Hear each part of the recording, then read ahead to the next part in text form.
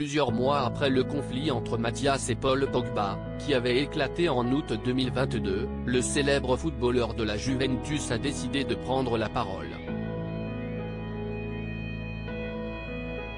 Dans une vidéo publiée sur Instagram dimanche 21 mai 2023, il revient sur une année compliquée hors du terrain. En 2018, Paul Pogba atteignait des sommets en devenant champion du monde avec l'équipe de France de football. Les Bleus de Didier Deschamps auraient pu remettre le couvert 4 ans après, mais malheureusement, ils se sont inclinés face à l'Argentine en finale de Coupe du Monde au Qatar. Sur le terrain, le numéro 6 était aux abonnés absents. En effet, une blessure l'a contraint à déclarer forfait.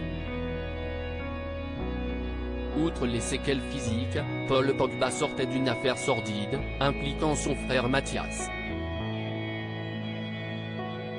En août 2022, sur Twitter, ce dernier proférait de lourdes accusations et menaces contre le cadet. Il affirmait, entre autres, que Paul Pogba avait eu recours à un marabout pour porter atteinte à Kylian Mbappé. Des faits démentis par le joueur qui ajoutait de surcroît avoir été victime de tentatives d'extorsion en bande organisée. Mathias Pogba aurait fait partie des receleurs.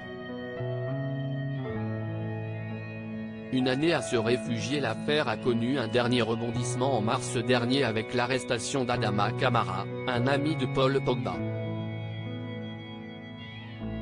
Il est soupçonné d'avoir participé à l'extorsion du joueur. Le milieu de terrain de la Juventus n'avait pas réagi jusqu'à présent et avait opté pour le silence. Dimanche 21 mai 2023, il a estimé que c'était le bon moment pour prendre la parole. Sur Instagram, il a donc posté une vidéo dans laquelle il s'exprime sans tabou sur une année compliquée sur le plan mental. Tout d'abord, c'était une année très compliquée avec des problèmes hors football et le terrain.